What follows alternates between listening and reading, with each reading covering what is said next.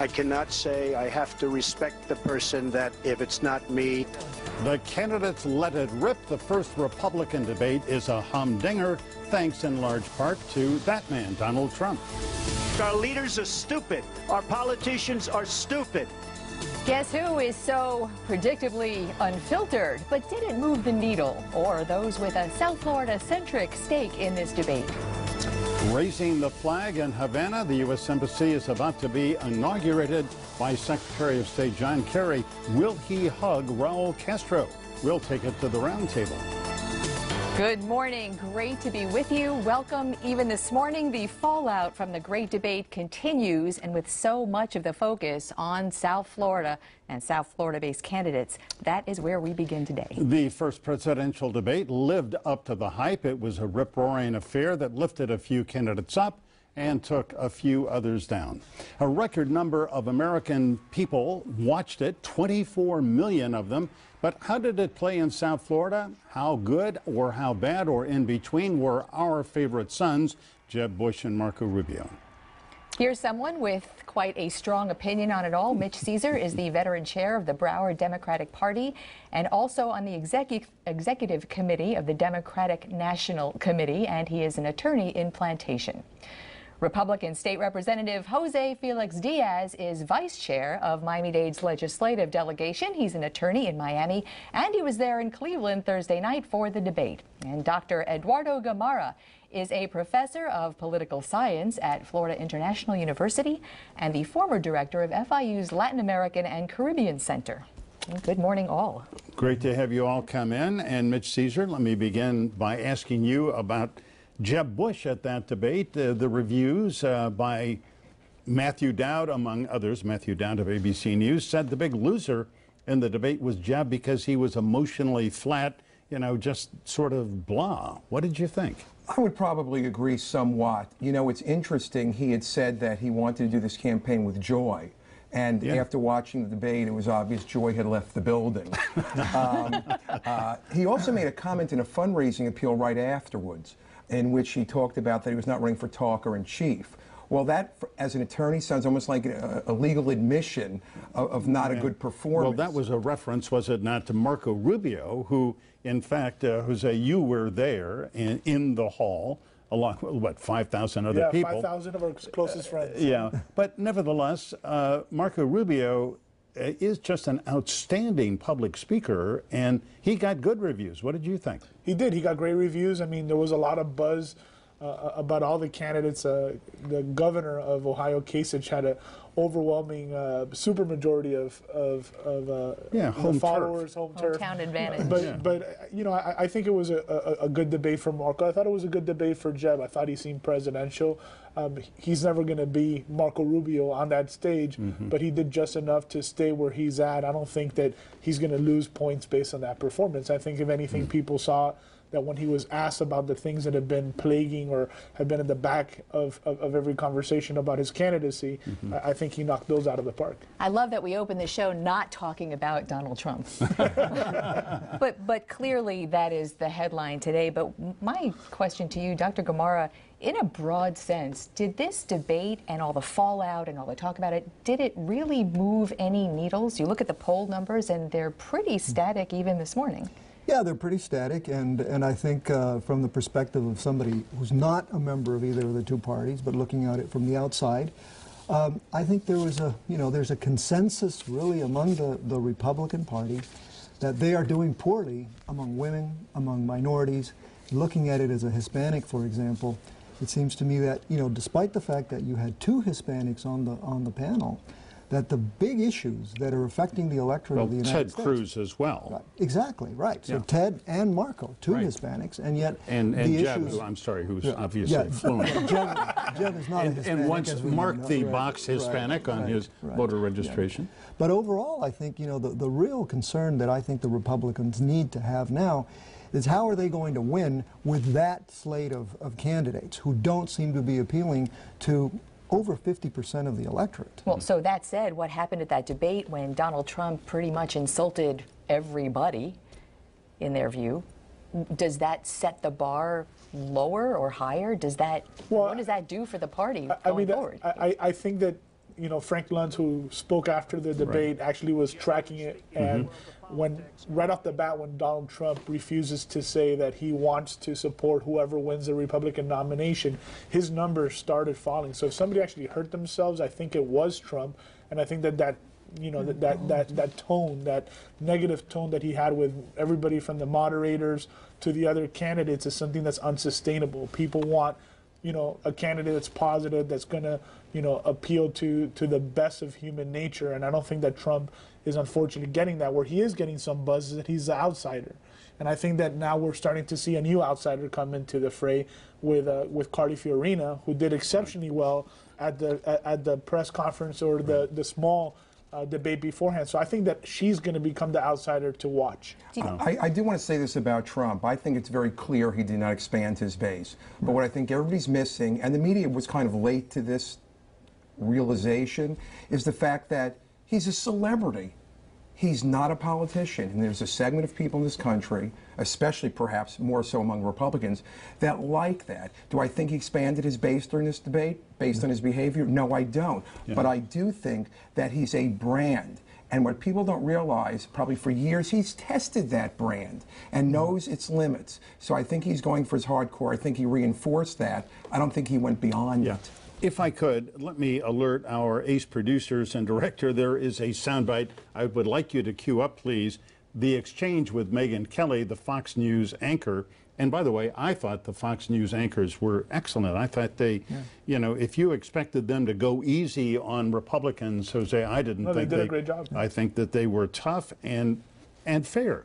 But anyway, if we've got it ready, here was I think one of the lowlights of the moment. Thursday night when Donald Trump and Megan Fox went back and forth on his remarks about women. You've called women you don't like fat pigs, dogs, slobs, and disgusting animals. Your Twitter account... Only Rosie O'Donnell. No, it wasn't. It was well beyond Rosie O'Donnell. Yes, I'm sure it was. Your Well, it was a big laugh in the audience, although Megyn Kelly wasn't laughing when he said it. And just this morning on This Week with George Stephanopoulos, there was a phone conversation with Donald Trump, and he angrily said his comment the next day in which he said she was unfair to me because there was blood coming from her eyes and other parts or whatever. I think that's a direct quote, is it not? Something like that. Sounds close. There were a number of people who said he was saying she was hormonal, that she was menstruating. And he said this morning, anybody who would think that is a pervert, essentially. I didn't mean that. But what do you think, Eduardo? Look, I think that there's a very serious issue here related to something that Donald Trump has introduced, which is this assault on political correctness. And he has sort of now legitimated assaults on political correctness, and he's introduced into the debate. He attacked Mexicans. Nobody was, Mexicans were concerned, Latinos were concerned. Then he insulted heroes, right? And there was a segment that I was concerned. Now he's attacked women, but it's all within this idea that we're too politically correct. I come from a politically correct environment, and perhaps we have exceeded ourselves a little bit.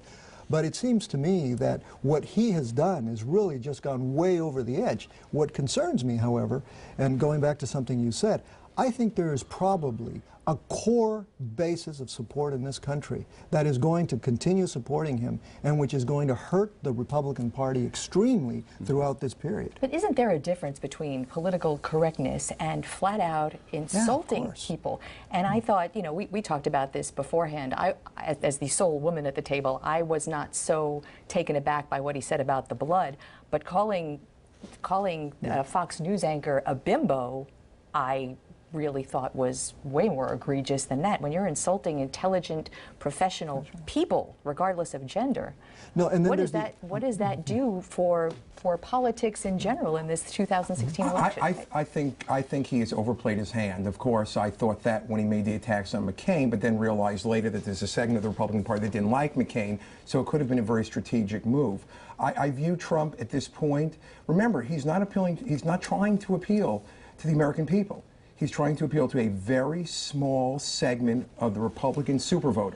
That's the first thing you have to remember. And he's focused only on winning that and going from there. I view him almost as a guilty pleasure politically, like eating a piece of chocolate cake. That after you eat it, you go, gosh, maybe I shouldn't have done that. High caloric, yeah. All right, everybody hold your thoughts. This is really interesting. We're going to continue with our guest in just a minute. Stay with us.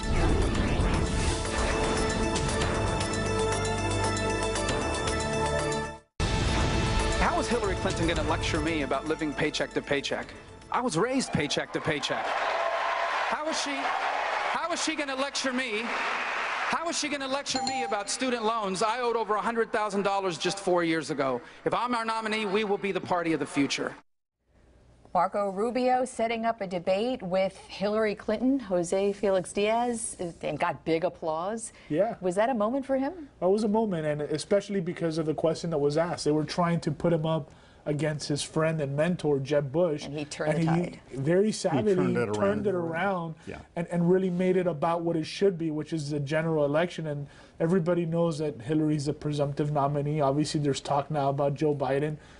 Which is scaring a lot of people in the Democratic base. But Marco, I think, knocked it out of the park there. That was a great answer. I think it makes him relatable. People, you know, in this country now are taking out a lot of debt to go to college. He's one of us. Right.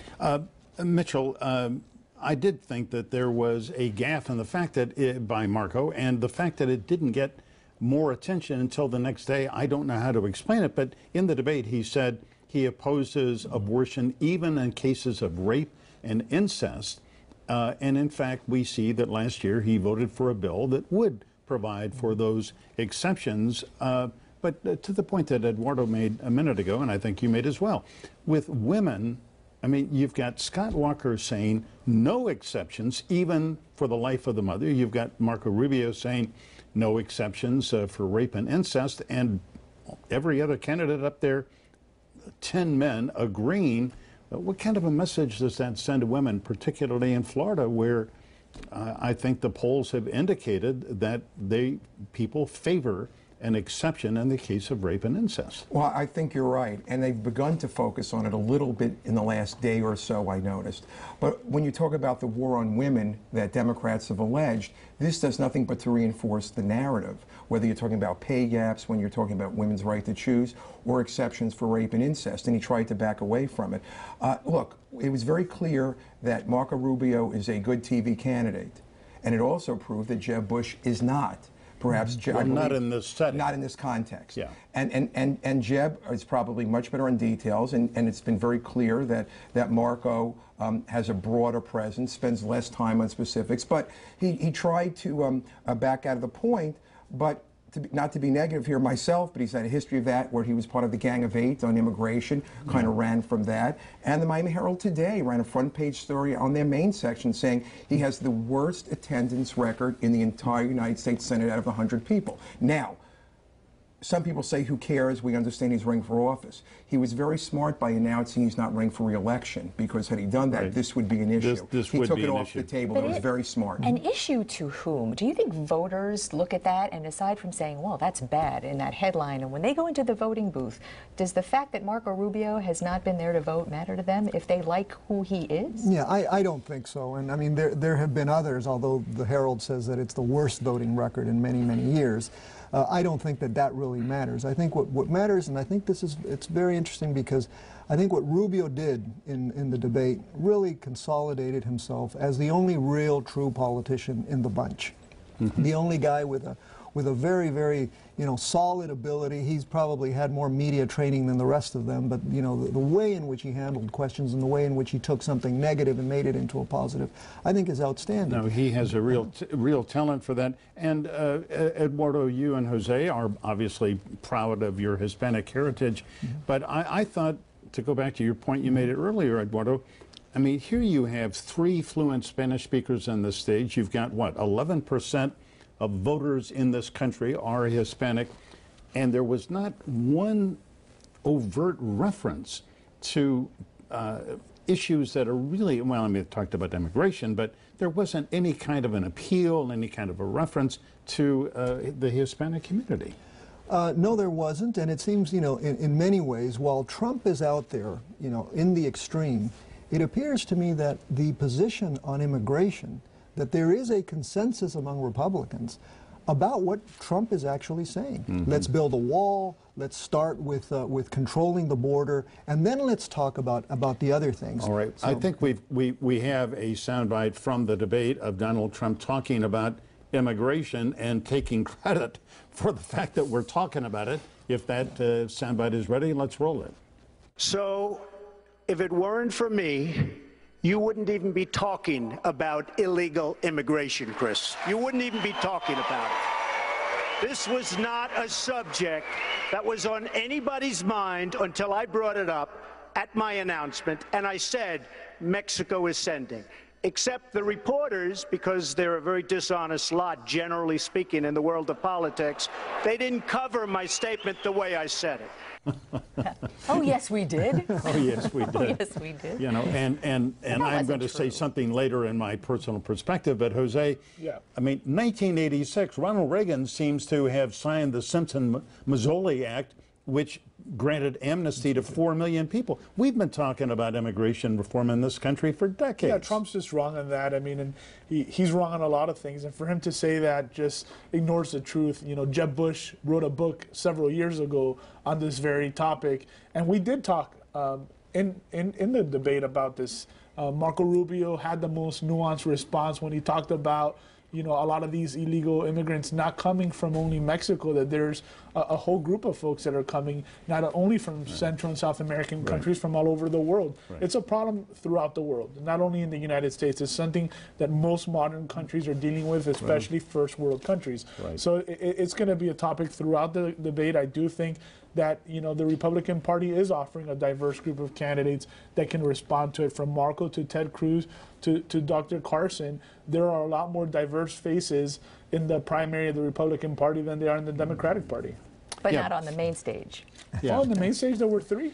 Well, let's talk about the 5 o'clock debate with the 7 candidates who didn't make the cut because they didn't rise up in the polls enough. I watched most of it, and Mitchell, I have to say, I thought Carly Fiorina was very, very good. She was effective, focused, gave coherent answers, and I think that she's going to move up to the top 10. Well, I would agree with you. She gave a stronger performance than those people were there, but I also do think, not to be negative, that a lot of the other folks on that stage gave a rather weak performance. She was with the JV rather than the first team? That was a debate at the kids' table, like at Thanksgiving. I do think that she is positioning herself from day one to be the vice presidential nominee. I've always thought that. She's the only woman. She's the counter. She's the person they could use to go after Hillary Clinton because she's a female as well. If you notice, she struck out you know, on Trump and managed to, you know, be out on her own a little bit, talking about the women's issue being because Trump was so inappropriate. But she went for the low-hanging fruit also. The low-hanging fruit was Hillary Clinton. Well, that is the big target for all of these candidates, and we will see more of her. She was out at your university, gave an effective speech where she said, let's lift the embargo. On that note, we got to go. Thank you so much for being in. We will have a long time to be discussing this again. Yeah, 16 months to the election. And up next, we take it all to the roundtable, the great debate. Plus, for the first time in half a century, a U.S. Secretary of State heads to Cuba this week to raise the stars and stripes over the U.S. Embassy there.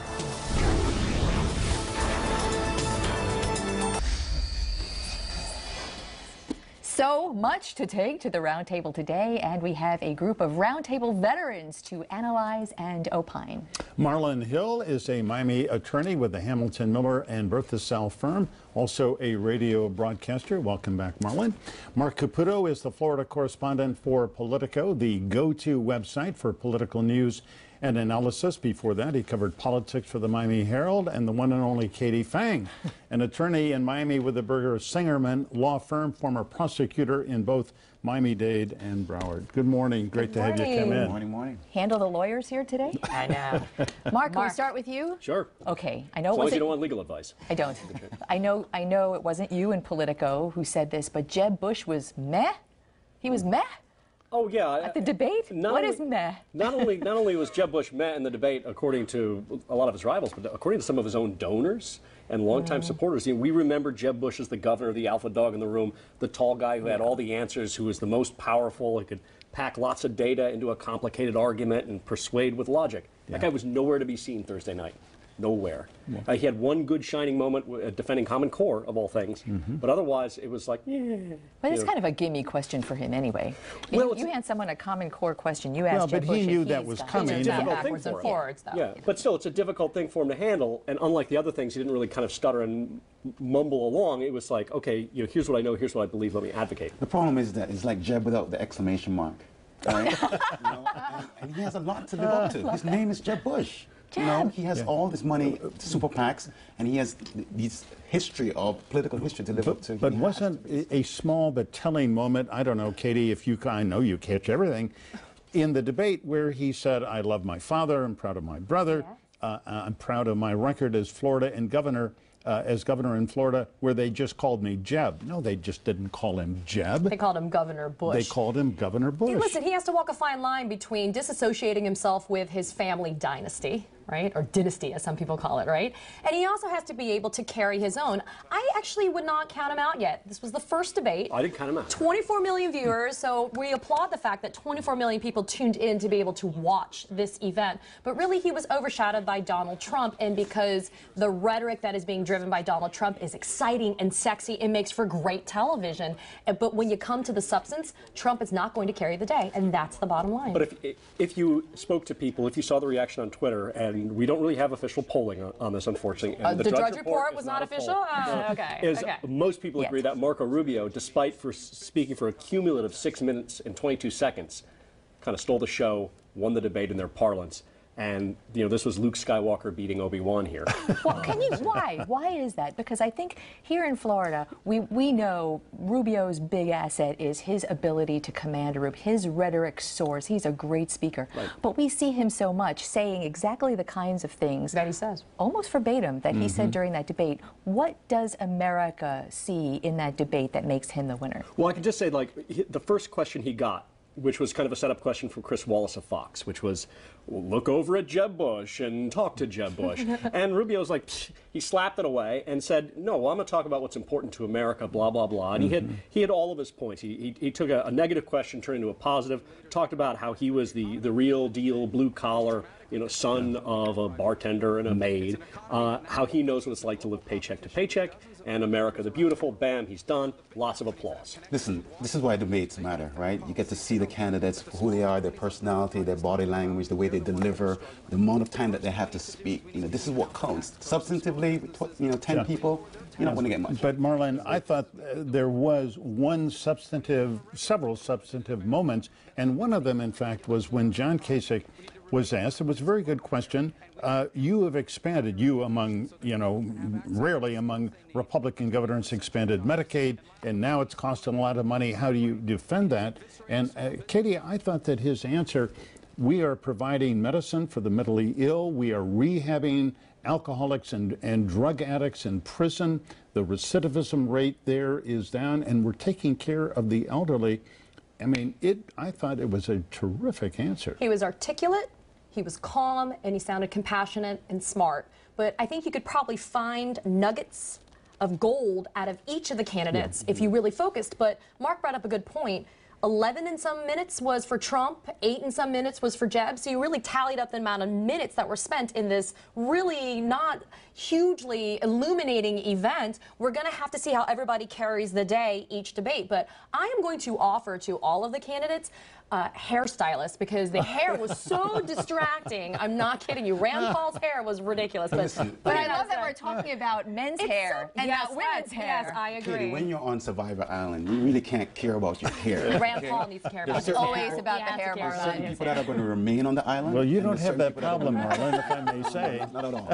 But there's certain people that are going to remain on the island, and there's certain people that are going to be booted off the And island I think- and brought back to the island. I think almost counterintuitively, I think the great answer that John Kasich gave on Medicaid expansion was the worst answer he could have Why? given. Why was because Republicans For a GOP hate audience. this. Yeah, but you know, you're running in a GOP primary. But that's his position. He should be able to articulate it. It might resonate with people. You'd be surprised. It might garner Right. votes. It's a That's general. great, It's a general election answer, perhaps, but You're I 4% think of the that you're polls. reaching out to moderates of both parties and independents. I think. I think. Well, you're a lot not of going to people- alienate 53% of the voting populace by talking about your answer in that regard, like Kasich did, versus Trump talking about Megyn Kelly bleeding out in places you're not supposed to be talking about, right? You know what was really interesting on Twitter? I don't know how to respond to that. No, go ahead. No, I don't, please. Leave that one alone, Mark. The most of all, if you sit on Twitter and watch the Twitter feed during the debate, it's like watching with your friends on a grand stage. And a few trolls here and there. Though, You know, Trumpalumpas, what do we call it? Yes, indeed. Mark called them.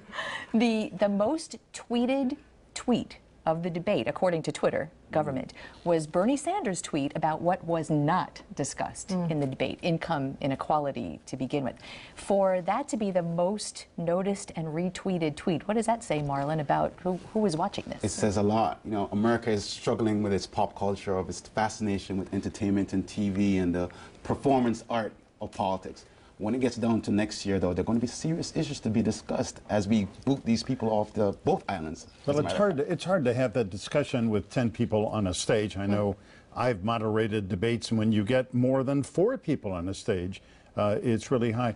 Mark, let me ask you, I mean, you've covered politics for a long time, and I think everyone has agreed that a little political incorrectness, not following the usual rules, it has its own appeal. But there's some. But then there's Donald Trump. But then there is a moment at which you go beyond civility or just pure courtesy, and then you say stuff that's really offensive. Well, Donald Trump is kind of like the zombie candidate of this campaign. I mean, he's unkillable. Last time I was here, we were saying, oh, you know, he said this offensive thing about John McCain's vets are going to hate him, and you know, like, and so we made these premature autopsies.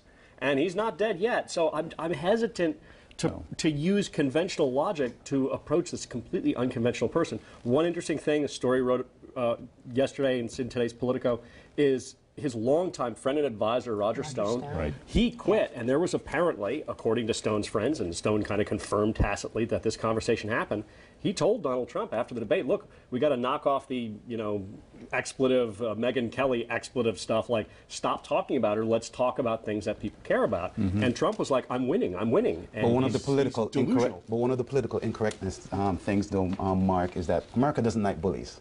Okay, emotional or physical, and he's crossing the line on this, and this is what's happening. Well, he's marginalizing and alienating groups of people. It's not just one person. It's not just Megyn Kelly from Fox News. I may have, you know, a little bit of an affinity towards Fox News. It's women.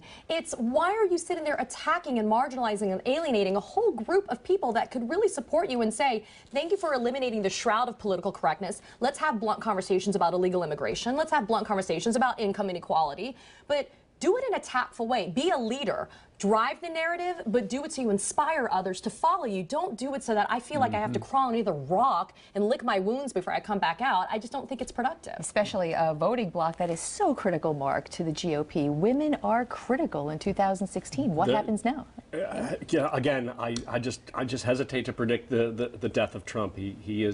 He seems eternally alive in the media, and we just can't ignore him. Trump is dead. Long live Trump. Yeah, he's constantly he's constantly crashing. Like, you know what I mean? Like it's like one plane crash after another, but like the survivors keep coming out, getting back on planes. Like that's again. why he's going to remain. The mental imagery here has just been. It's vivid. I'm liking it a lot. These metaphors are dynamite. All right, stick with us. We'll be back with our roundtable in just a minute.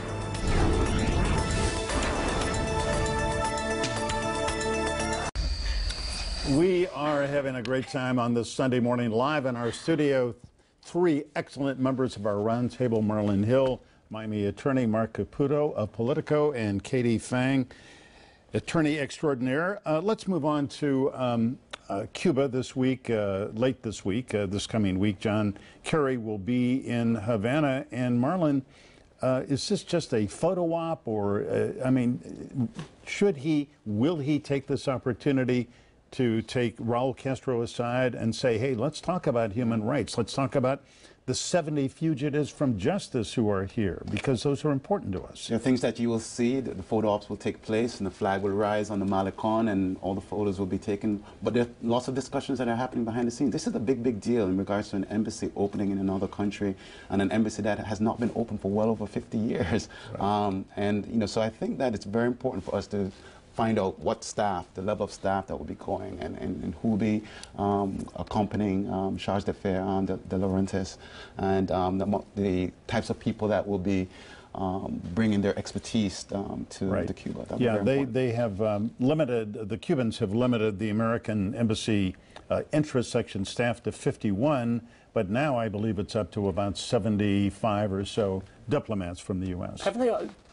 Aren't our diplomats, aren't our personnel over there limited in their travel throughout the island? No, they can't. They can't just go see anybody they sanctioned they want travel. to. Right, but it just seems like it just seems like a PR coup for the Castros. There have been restrictions that have been lifted on them. Some they don't have to give prior notice now when they 4 or 5 will be able to travel freely without notice. So that is... Wow, 4 out of 50. But even though it's a PR coup maybe for the Castros, this really gives an opportunity for the light to be shone on Cuba in regards to different things that are happening there as well. So I think it opens up, Mark, access to have an opportunity to discuss with dissidents. You hope so. You hope by having an American physical presence, boots on the ground idea. We have them in Guantanamo. Putting that aside, that it actually opens the door for people to maybe come literally knock on the door, Cuban residents, Cuban citizens that say, this is what we're suffering, this is what we're facing, because if not, is it really the first step towards real normalization where you don't have human rights violations? Because there's a lot of strong sentiment in our backyard here in Miami as to why are we allowing this to happen. If you're going to try to imbue the country with economic ability so that maybe we can have a future for the country, that's great. But if you're just going to sit there and lift the flag and do that beauty pageant wave, John Kerry, maybe, you know, post JCPOA Iran, you know, ramifications. Like, if you're going to do that, make sure that people can actually say something and say it without fear of being punished. You know, you talk about a photo op, but there's a real opportunity here, Marlon, is there not, for a speech, which is a canned, written, given speech in public for John Kerry to say something to the Cuban people while he's there. Absolutely. That will be very meaningful. Absolutely. He definitely, hopefully he's working on that speech as we speak right now. What does he have to say? He needs to say that this is a process of normalization, rebuilding a relationship, and there's certain things that we care about as Americans and as the American people, including those of Cuban descent. And these are the things that we want to see change and hope for Cuba and the Cuban people. And hopefully the Cuban government and the Cuban people will engage him in that conversation. Well, in order to have a conversation, you have to hear what the other person's saying. And if you are the Castros who control the media there, there's not a good guarantee that most people in Cuba are going to hear this. So the idea that, Facebook and Twitter is going to be open up, well, it's open up in China. I don't know about Facebook and Twitter, but I know Cuban TV is going to carry live the remarks by Kerry, just the way they carried President Obama December 17th when he made his announcement. So at least, maybe not social media, but others will see it in Cuba. I want to move on, if we can, to an important Florida story this week. And Katie, the State Agency for Healthcare Administration, on the orders of Governor Rick Scott, went into the 17 Planned Parenthood offices in Florida to investigate, and this was all prompted, the governor said, by these disturbing videos, undercover videos of Planned Parenthood staffers talking callously about fetal body tissue, and but they found, allegedly, that 3 Planned Parenthood offices on Florida's West Coast and 1 in Pembroke Pines had violated the state rules, and then Planned Parenthood said, we did not. Well, where does this stand? There's a common misconception about how much behind Planned Parenthood is going into abortions. And by all accounts, and it's been verified, only 3% of the services provided by Planned Parenthood are abortions. And then in terms of federal, local, and state government funding, that does not go towards those specific services because you're not allowed to do that. It's against the law. There are laws, there are things that people do behind closed doors that you don't know about. But, you know, Bobby Jindal said he was going to send the IRS, the FBI, the DOJ, and he ran out of acronyms to go after Planned Parenthood. Rand Paul tried it, and that stalled out in the Senate. I think it is disturbing if there has been a violation of what the rules are, there should be something done about it, but I don't think that it should be politically driven. I think there should be an educated populace looking at what Planned Parenthood does. But the problem that Rick Scott has here is that it appears that his administration has come up with a novel definition of when trimesters begin and end. And so it appears, from the evidence we have now, that the state of Florida went in and cited these people for doing something legal, and that the state of Florida is redefining law through the executive. Well, if I can just say that that's not a good use of government power if Governor Rick Scott is using this for political ends and actually bending the law rather than fairly apply it. What we're showing here, I believe, is some of the paperwork from specifically the South Florida Planned Parenthood Clinic in Pembroke Pines, and they were cited for mislabeling medical waste. It had nothing to do with the practice of medicine or medical procedure. It was mislabeling the red bags you tie around medical waste weren't labeled properly. That was among them. They also got cited regarding this trimester issue as to in Pembroke Pines. Yeah. I don't know about the Pembroke Pines. Okay. One specifically. That could be. I don't think so either. You know, if we can, and mislabeling. Yeah, that's interesting. There was another development in Tallahassee this week that I found fascinating.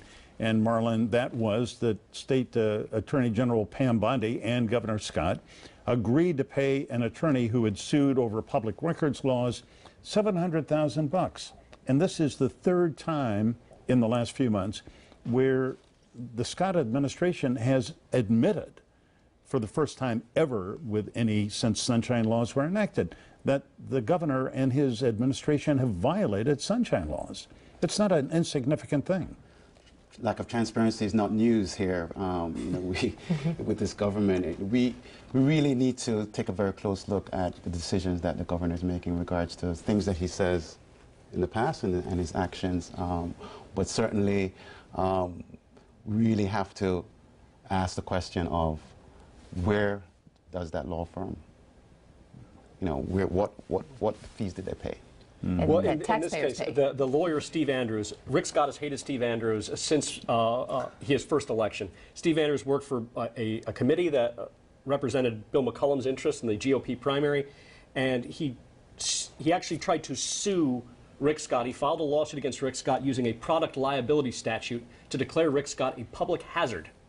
This is actually a real breach of warranty and marketability of Governor Scott. He basically compared Rick Scott to a broken car, and ever since then they've had a really toxic relationship. All right. Well, but still $700,000. See, this is why we have attorneys on the roundtable. Anyway, we're so glad we do too. Except Mark is not an attorney, but thank you very much. Honorary. At times. Thank you all. Thank you all. After the break, more on the fight between Broward County and Uber. Local 10 investigates the latest move to regulate the famous ride-sharing service.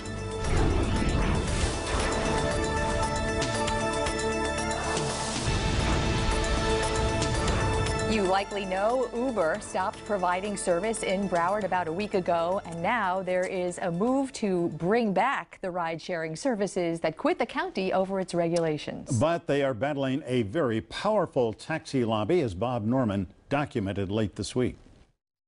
This is where our drivers come and do business with us, Bob. Yellow Cab President John Camillo runs the biggest taxi company in Broward, and he and his boss, Jesse Gaddis, played a key role in getting a new ordinance passed that prompted Uber to leave the county. Are you trying to drive Uber out of Broward County? No. What we proposed were a set of regulations that we felt were appropriate. Yellow Cab has exerted its influence here at County Hall, where it's been a big contributor to commissioners' campaigns and hired a dream team of the best connected lobbyists in town. We wanted to have a floor on what Uber could charge that was comparable to what the county commission required us to charge, so Uber couldn't engage in predatory pricing. The county commission rejected that, along with a measure to limit the number of Uber cars on the road. They rejected the price control. So you're saying that the idea that Jesse Gaddis controls this commission, it isn't true? No, and it isn't true. But commissioners did pass background check and insurance provisions pushed by Yellow Cab that prompted Uber to stop providing service. Sort of the cab industry is the dinosaur that's trying to kill off the new, better species. If the playing field was equal, then I think that competition on the street is something that we would have to live with. And if we can't compete, then we're a dinosaur and we shouldn't be around. In Fort Lauderdale, Bob Norman, Local 10 News. Under pressure from Uber customers, the Broward County Commission is set to take up the issue at this Tuesday's meeting, and they'll try to work out some compromise that will bring Uber and ride sharing back to Broward. And Bob says that Yellow Cab and its lobbyists will be there at that meeting fighting to keep Uber out. All right, still to come, my personal perspective on Donald Trump and why a little civility goes a long way.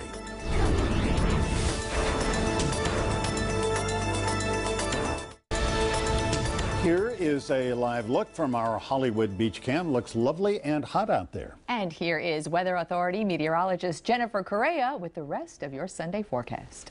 Good afternoon, South Florida. It's already scorching out there. It feels like the 90s all across the area, but we will be feeling closer to the triple digits by the middle of this afternoon. We're ahead of a cold front. By the way, this cold front will stall across portions of North and Central Florida, not affecting us, but out ahead of it, of course, we'll have the moisture increasing. Rain chances are going up to 50% by tomorrow. It looks like we'll have a break in between the work week on Wednesday. Rain returns by the end of the week. Enjoy the rest of your weekend. Jennifer, thanks. All right, before we leave you this morning, a personal perspective about, yes, Donald Trump. He has enlivened the GOP presidential race, but he has done so at everyone else's expense. This guy is egotistical, condescending, arrogant, self-aggrandizing, and thin-skinned. At the same time, he is often fun to watch and listen to, as long as you are not on the receiving end of his insults and threats. He insulted Fox's Megyn Kelly the day after the debate by implying she was tough on him because she was menstruating. That's not even sophomoric, it's so stupid. At Thursday night's debate, Trump set a new record for egotism when he was asked about illegal immigration. So, if it weren't for me, you wouldn't even be talking about illegal immigration, Chris. You wouldn't even be talking about it. This was not a subject that was on anybody's mind until I brought it up at my announcement. Amazing and wrong. This country has been talking about immigration rules for decades, certainly since Ronald Reagan granted amnesty to about 4 million undocumented people back in 1986. So Donald Trump did not begin the conversation on immigration. And he didn't advance it either with the suggestion that we just need to build a really big wall on the Mexican border. At critical spots, Donald, we've already got a wall there. I understand Trump's appeal. He is willing to be politically incorrect, and generally speaking, I like that. Until Trump insulted Mexicans and women and John McCain and most of his rivals. That makes him boorish. Running for the highest office in the land requires a degree of civility, but that appears to be something Donald Trump never learned or has chosen to ignore. You can't be the leader of the most powerful country in the world and mouth off all the time. You can't always shoot from the hip. You can't think that you are the center of the universe. The well-being of the United States of America is the center of a president's universe. Donald Trump has turned this race into an often amusing sideshow, but we don't want a president who amuses us. We want a president who can lead us. And that's not Donald Trump. That is my perspective. Love to hear yours. Remember, as always, stay informed, get involved. And here are all the ways you can let us know what you think about any topic in the news. Topic on email, Facebook, Twitter. Here are all the addresses. There are plenty more. We are very easy to find, and we love to hear from you. And we want to thank everyone for some great Twitter traffic this morning. Love that you're here with us. We'll see you next week.